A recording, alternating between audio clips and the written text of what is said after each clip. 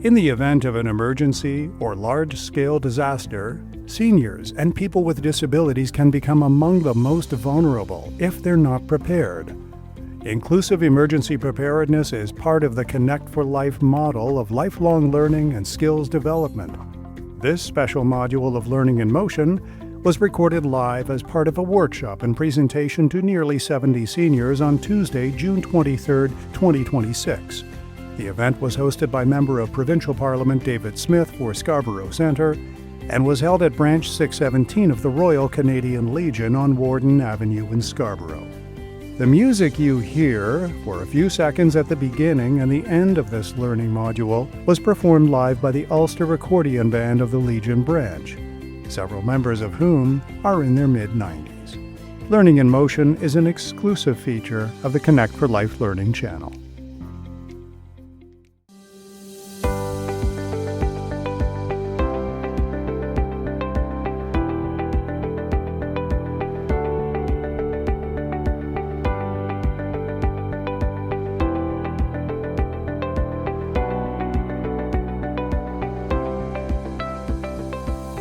Welcome to Connect4Life, the Learning channel.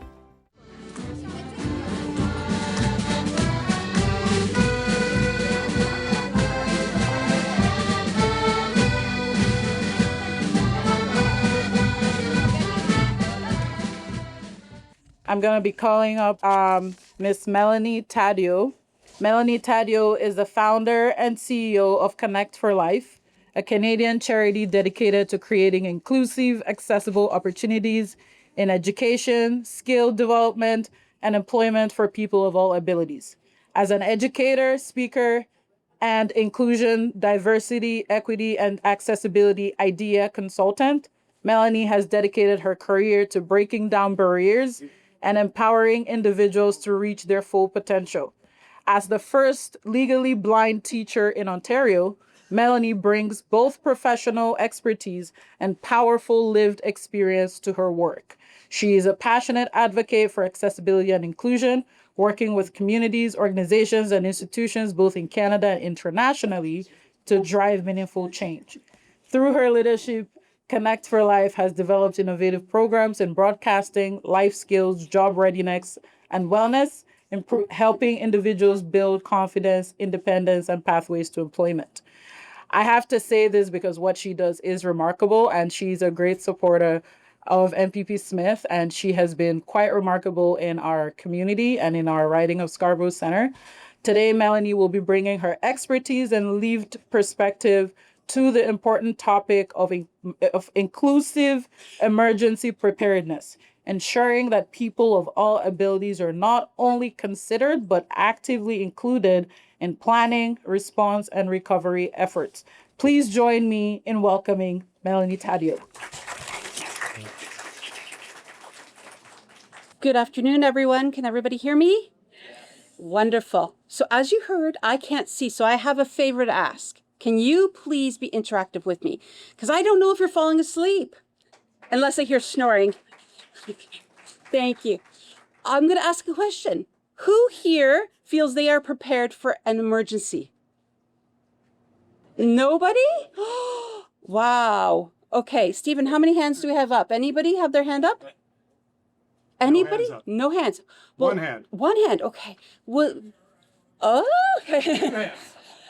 Would you be surprised to hear that 9 out of 10 people are not prepared for an emergency situation?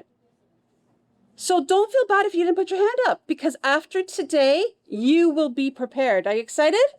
Yes. All right. So let's first talk about what is an emergency situation. We have different types of emergencies. We have weather emergencies, such as those ice storms, the big snowstorms. We have the heat waves, we have hurricanes, we have flooding. There are so many different weather-related emergencies. Do you know those emergency alerts go to your TV and your phones? Beep, beep, beep, beep, beep, beep, beep, beep, beep. Emergency, prepare for this, prepare for that. Do you guys recall that? Yes. So that's one type of emergency. Another one is the power outage. Do you remember when we had the whole power shut down for 5 days? What did you guys do? I was lost, I'll be honest, because all of my life is on my phone. And wow, I was definitely disconnected. Now, perhaps for seniors, that might not be a big deal because they know how to do things without technology. Not that you don't use technology, but you remember what it was like before technology. But then there's another type of emergency, and that's a health emergency. COVID, everybody remember COVID? The pandemic? Yes, that's another emergency. And then finally, a fire. Has anybody ever been involved in having to evacuate for a fire, whether it's in your building or anywhere close by you in your home? Yeah. So these are all emergency situations. And what's the one thing that we have in common with all of these emergency situations? It can be very stressful and scary. Would you agree? Yes. But we're not here to talk about fear or being afraid. We're here to talk about how we, as individuals with different abilities or seniors, can be fully prepared to have confidence in what needs to happen in an emergency situation. And why is this important? Well, people with different abilities or seniors have different considerations that need to be looked at in an emergency situation, such as if we have people who have mobility challenges, who are hard of hearing or deaf, or perhaps have lack of vision like myself, eyesight is a problem. We may not move as quickly in an emergency situation. Perhaps if they have seniors with memory loss, things like that that aren't necessarily considered in the emergency preparedness plans of our communities. So that's why today I want to help you be prepared. Now, don't panic. I'm not going to test you at the end, and you don't have to take notes because in your bag, there is a handout with all of the information I'm going to cover today and even a little bit more. But let's talk about the first step is having a plan. Who likes to plan here? I love to plan. Stephen, a lot of plans? Okay. All right. So when you're creating your emergency preparedness plan, there's a few things you have to ask yourself. Who do I need to contact in an emergency? Let's hear some of my suggestions. Who do you think should be on this contact list? Your children. Yes, absolutely. Anybody else? 911. Okay, excellent. Neighbors. Yes, absolutely. Friends, yes. And any faith organizations or community organizations that you may know. All of these people need to be on your contact list. So your contact list will have a name and a phone number. Why? Because perhaps you may have to reach them in an emergency situation. And in an emergency, you might get a little bit stressed out and forget their phone numbers. So making this contact list is the first step to a plan. The next question you have to ask yourself when creating your plan is, what do I need to do in an emergency situation? And I know that sounds really simplistic, but when you're really stressed out and in panic mode, you forget. So write it down on your plan. First thing, stay calm. Contact somebody and know where you need to go. So the next question is, where will you go in an emergency situation? Obviously, if you are living in your own home, you'll look around your surroundings, or perhaps you're living in a building and maybe your building or residence has a community plan in place of where you will evacuate to. But then once you know where you need to go, you have to know how you're going to get there. Now, I don't know about you, but I use accessible transportation, TransHelp, Wheel-Trans, and they don't work on an on-demand basis. So I need to have somebody I can call on to get me where I need to go. So knowing who you're going to call and how you're going to get where you need to go is essential. So those are a couple of first steps. And as you're also planning this plan, we have other things to consider. You may have medical conditions, take medication. So you need to have a list of your medications, including the dosages that you have in this plan. You also need to have a list of contacts of your medical doctors, pharmacy, perhaps even a dentist, whoever you think is important to be on this contact list and in your plan. Because in an emergency situation, it may not just be you looking at this plan, it may be your family member or support people. So it's important to make sure everything is in this plan. And then once you create your plan, you need to make sure that you share it with those close to you so they know where it is, what's involved, and how you want to be safe. Because this is about choice. It's about you making decisions for yourself before the emergency situation happens. The next step is, after you have a plan, you need to have an emergency preparedness kit. Who has an emergency preparedness kit here? A few hands. Yeah? Does anyone know what an emergency preparedness kit is? Not too many. Not too many. Okay, perfect. Well, this is a kit that will make sure that you have everything you need on the go quickly. So you don't have to worry about, oh, do I have my phone? Do I have my medication? Do I have my glasses? All of these things. And I'm going to tell you what you need to put in this kit. And this is something for you to consider making so that you're ready for an emergency. They say you should prepare your kit for 72 hours. And you want to make sure that you have enough medication, if you're on medication, as well as clothes, bottled water, and non-perishable food. But if you're going to have canned goods, a little piece of advice, make sure you have a can opener, because if you don't, you're going to be stuck. Okay. Also, they encourage you to have a battery-operated radio. Why do you think that is?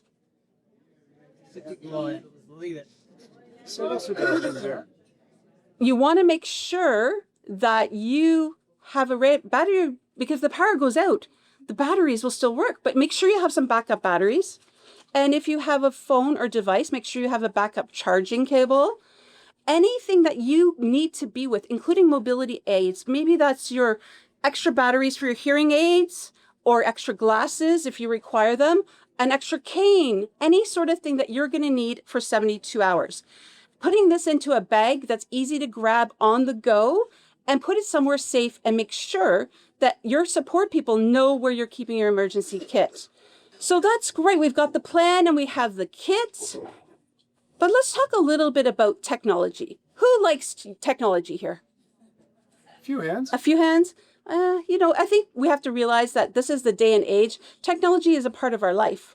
So it's important for us to definitely utilize technology to our advantage. As we talked about those emergency alerts that come to our TV and phones, well, if the power is not out, you're going to hear those, and it's going to give you directions of where to go. But you want to make sure that you have technology to be able to reach out to people that you need help and let them know where you are. And your plan will already be implementing, because you've already got your contact list. You're calling people. You're letting them know, I am here. I need to get here, and I need help. One thing I didn't know until I did some research is they encourage seniors to have a sign in large, bold print in your home. It says, I require help. And you could put this in your window in an emergency situation. Now, I don't encourage you to do this if you just want to have a friend come over. That's not what we're saying. This is for emergency situations. This is for if you're looking for a first responder to come and help you, especially if you're in an apartment building and you can't get down because the elevator is not working. You also need to understand that emergencies, as I mentioned, are stressful for everybody, but you're not alone. And this is so important, because you have a community of people here to support you, whether it's in the residence you live in, your family, your neighbors, as we identified all those people. And there are resources in the community. MPP David Smith's office, they have a plan, because the City of Toronto has a plan. Scarborough has a plan. All organizations have an emergency preparedness plan. So find out and reach out to these organizations to find out what their plans are, so that you are also a part of that plan. That way you're not alone, because again, seniors know that sometimes it can be isolating when you live by yourself, and perhaps you may not feel confident in what you're trying to accomplish and making sure that you're safe.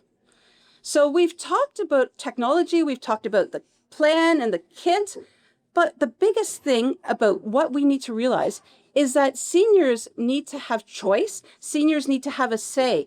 So I encourage you to create a little community within your communities. Talk about this with your friends, your caregivers, about what you want in an emergency situation and what you can do to help others in an emergency situation, because you have vast knowledge of emergencies from years before. I look back at just the last couple decades. We've had ice storms, we've had flooding, we've had wildfires, we have had power outages, and even the train derailment way back when in Mississauga. So there are so many emergency situations that we aren't always prepared for. But by taking the information that's in your bag that I've provided you with today, you just have to make a small step. Maybe it's just the contact list. Maybe it's just having a conversation. Maybe it's starting to make a plan or a kit. But whatever you choose to do, want to let you know you're not alone. You can reach out to myself or anybody at Connect4Life to give you advice or guidance. And I'm so pleased to be here with you today. I will be around to answer any of your questions. And I want to say a big thank you for having me today. And it's such a pleasure. And don't forget, being prepared will take away the fear. So let's all be prepared together, and let's hope for no emergencies. But if we didn't come, we're prepared. Thank you.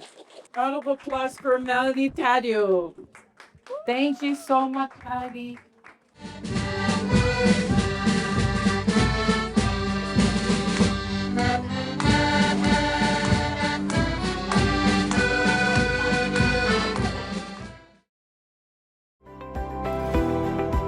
You've been listening to Connect4Life, the Learning Channel, an official Connect4Life podcast. For more information about this program or any other podcast channel owned and operated by the Connect4Life Media Network, please visit www.connect4life.ca.